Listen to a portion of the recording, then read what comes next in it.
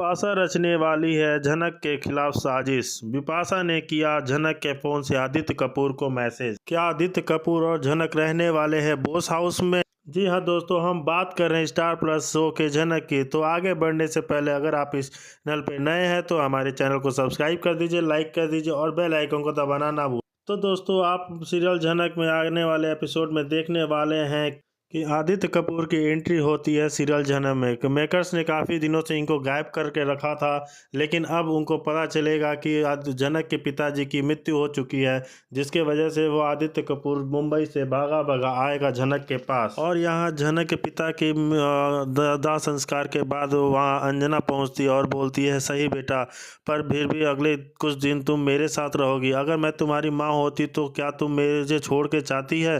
जानती हूँ बेटा, तुम्हारा मन अभी उदास है, पर अपने मन को समझाओ। इस दुनिया में ऐसे बहुत से लोग हैं जो अब तुम्हारे प्यार करते हैं, तुम्हारा भला चाहते हैं। नहीं, मुझसे नहीं होगा। शहर को छोड़ के बहुत दूर जाना होगा मुझे, बहुत दूर। तुम जहाँ जाना चाहती हो चली जाना, लेकिन अभी नहीं। अभी तुम कुछ दिन हमारे साथ ही रुकोगी। भले ही मैं तुम्हारी नज़रों में बहुत बुरा हूँ, लेकिन फिर भी मैं तुम्हारे जाने नहीं दूंगा। हो सकता है झनक, ऐसी मुसीबत की घड़ी में हम तुम्हें छोड़ देंगे। ऐसा कैसे सोच सकती हो तुम? और अब जहाँ एक करके झनक को अपने साथ लेकर जाना चाहते हैं, वही झनक को पता है कि सिर्फ साथ जाने से तो कुछ नहीं बदलने वाला। उसकी ज़िंदगी और बेहतर हो जाएगी, पर अब मैं यहाँ रहूँगी तो बाबा की यादें, मुझे उनकी बहुत याद आएगी। तू जहाँ भी जाओगे झलक, तुम्हारी बाबा की यादें तो हमेशा तुम्हारे साथ रहेंगी।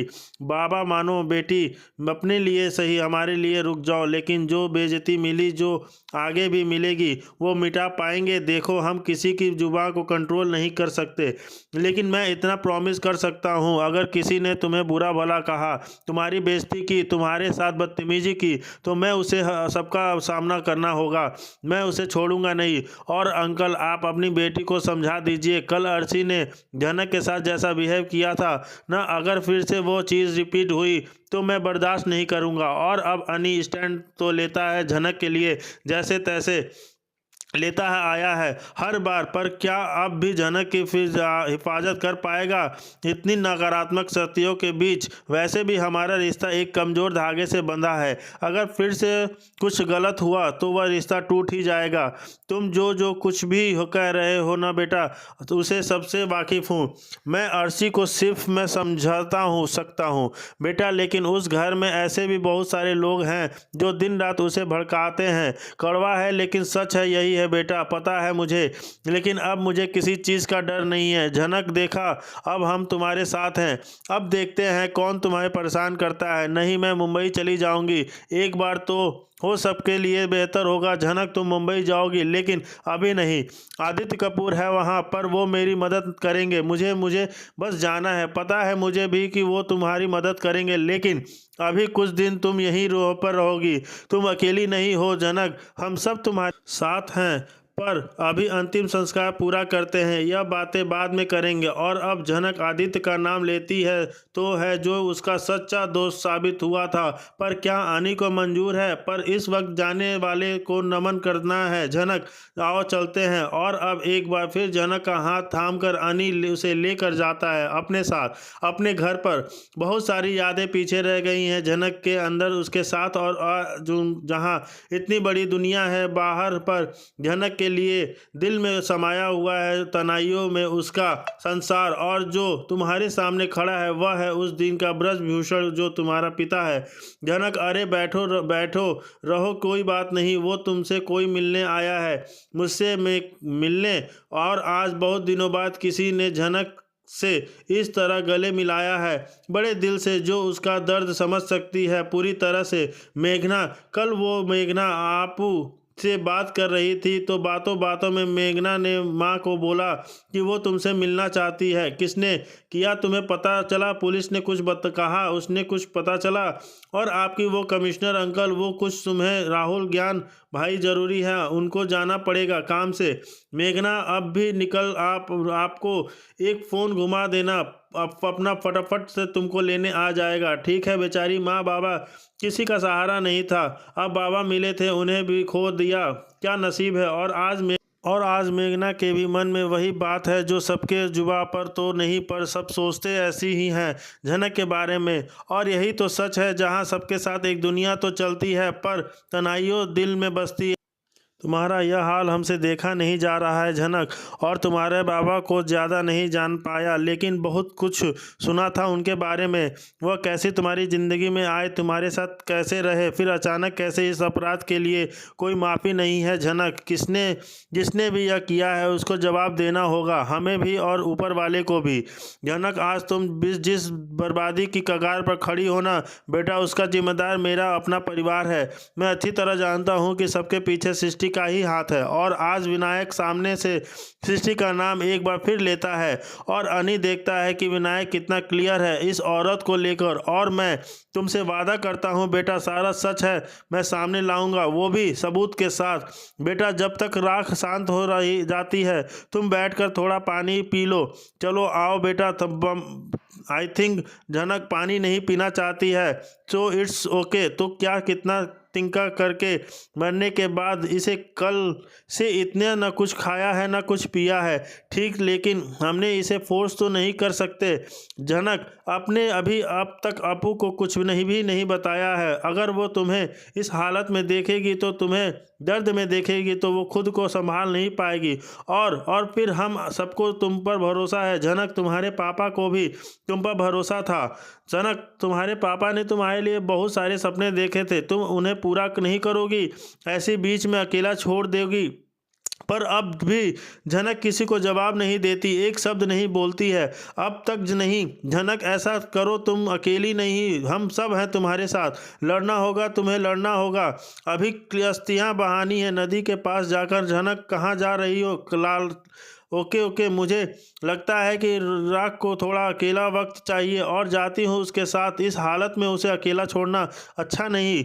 रुको, इस समय झनक को तुम्हारी ज़रूरत नहीं है, उसे अकेला छोड़ दो, कुछ नहीं होगा उसे। नदी किनारे बैठेगी तो थोड़ा मन हल्का होगा जाएगा। और अब बस सब एक ही सलाह देते हैं कि कुछ समय के लिए झनक को बस अकेला छोड़ दिया जाए, कुछ ना कहे कोई भी उसे। वही अब झनक नदी किनारे बैठ के बस सोचती है कि आखिर उसके साथ क्या हो गया। अब इतना किस पे भरोसा करे और किस पे। और जहां अब झनक टूट सी जाती है और पहली बार आंसू की झलकती है, और वहीं अब अनी आता है झनक के पास अर्थी विसर्जन के लिए। झनक अस्थियाँ देते हैं, चलो।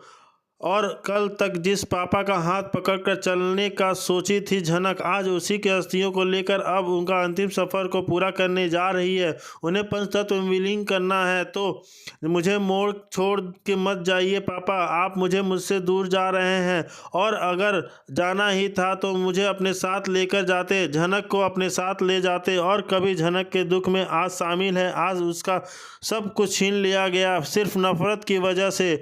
जो लोग आपको मारने आए थे उन्होंने वो तो मुझे क्यों जिंदा छोड़ दिया?